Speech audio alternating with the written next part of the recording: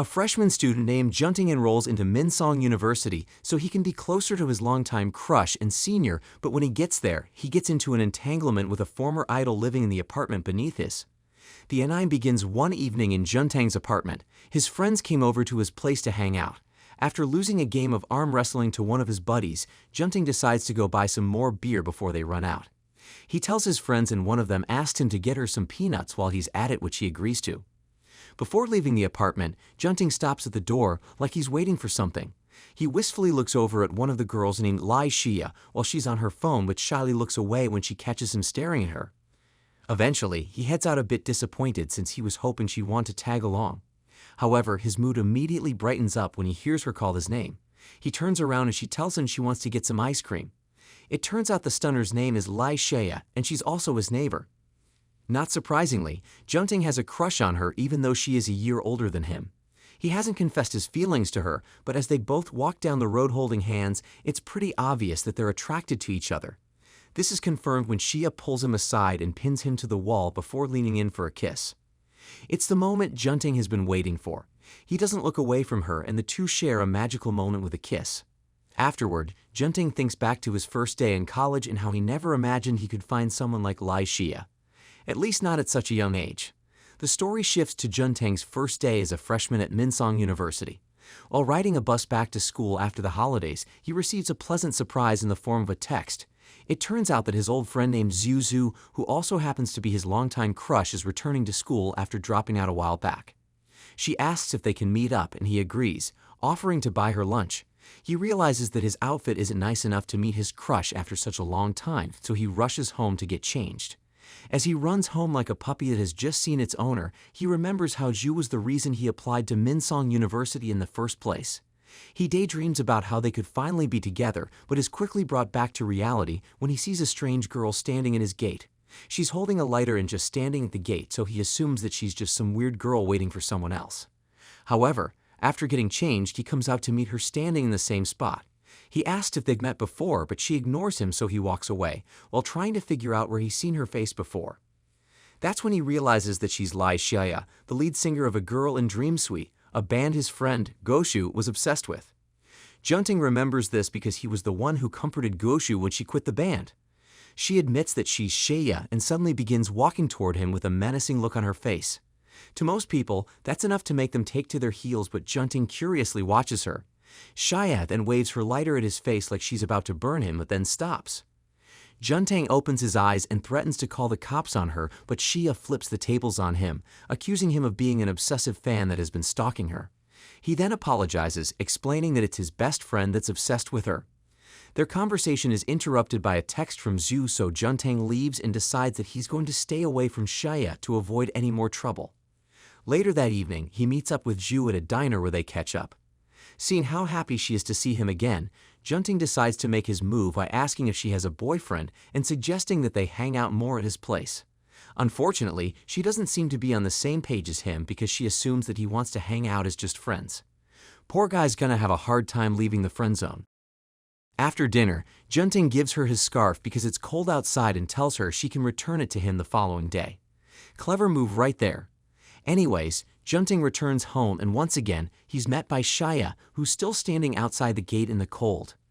Turns out she stood there all day just so she could be around to warn Junting not to tell anyone that they're neighbors. After threatening to beat him if he tells anyone her true identity, she collapses in the cold, so Junting calls the police, seeking medical attention for her. The next morning, Junting is woken up by a knock on the door, and he's surprised to see Xia standing at his door, offering to share her breakfast with him. As you'd expect, he's suspicious of her sudden kindness towards him, so he slams the door and reminds himself that people aren't kind to him for no reason. At school, Junting finishes his first class and immediately texts Zhu so they can meet up. Unfortunately, she tells him that she didn't bring the scarf with her and also says they can't hang out because she's very busy. His friends see the text while looking over his shoulder and tease him for getting played by the girl. Of course, he ignores them, but in reality, it turns out that they're partially right because Zhu seems to be avoiding him for some reason. After school, Junting returns home, disappointed that he didn't see Zhu the whole day, but he's drawn out of his thoughts when he's greeted by Xia, who's proven to be a persistent stalker recently. He reminds himself once again that she can't be nice to him for no reason, so he ignores her again. The following day, the same thing happens and she begins stalking him so much that his housemate, Yuns, even noticed and thought she was his ex. The following day at school, Shia surprises Juntang along with everyone in his class when she comes looking for him. All the guys stare at the stunner dumbfounded, and even Juntang can't believe she'd go as far as tracking him down to school. Eventually, he pulls her out of the class and confronts her about her behavior. He assumes that she's infatuated with him and tells her he already likes someone else, but she just laughs at the notion, before explaining that she just wants to be his friend since she doesn't have any, especially since he proved he's a nice guy when he saved her life. Juntang agrees and they exchange numbers before walking out together, while practically everyone stares at them, probably because of how beautiful Shia is. Shia notices that he keeps thinking about someone else, so she teases him by suggesting she would fall in love with him. However, he quickly reminds himself that she's way out of his league and forces himself to think about Ju. He tells her he's going to the opening party, but she explains that she can't because she got suspended.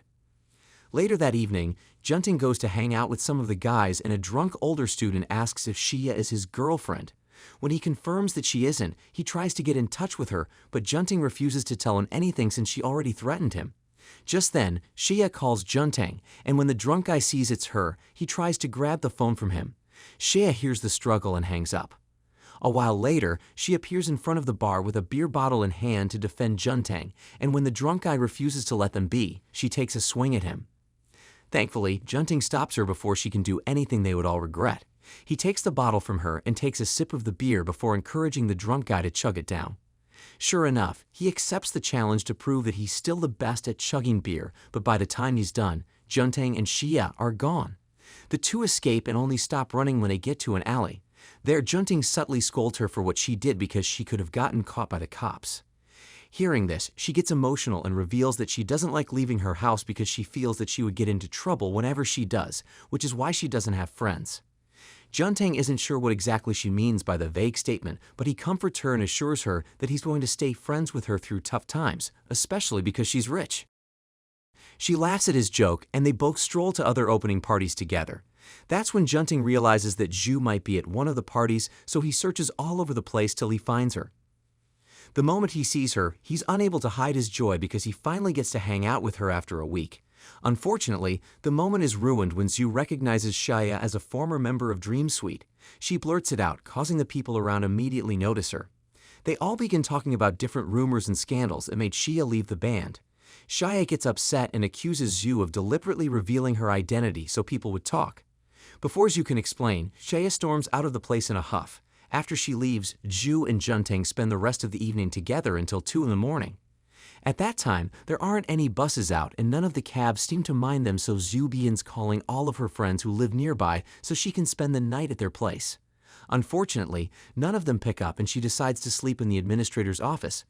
Juntang reminds her that her parents would be mad if they found out.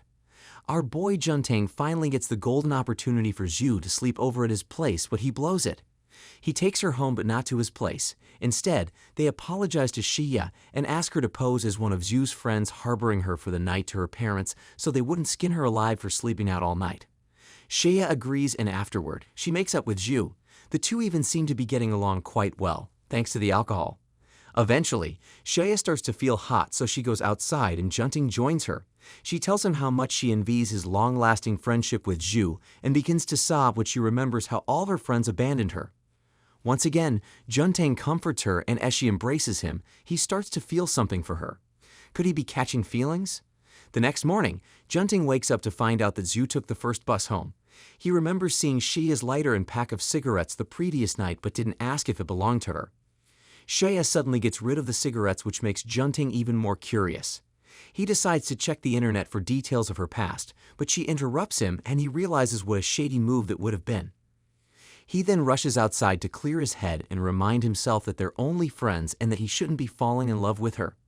To be fair, she's making that quite difficult for him. It's been a month since Zhu slept over at Shia's place and the two seem to be getting even closer. They both go see Juntang at his college and decide to hang out since the flowers have started blooming.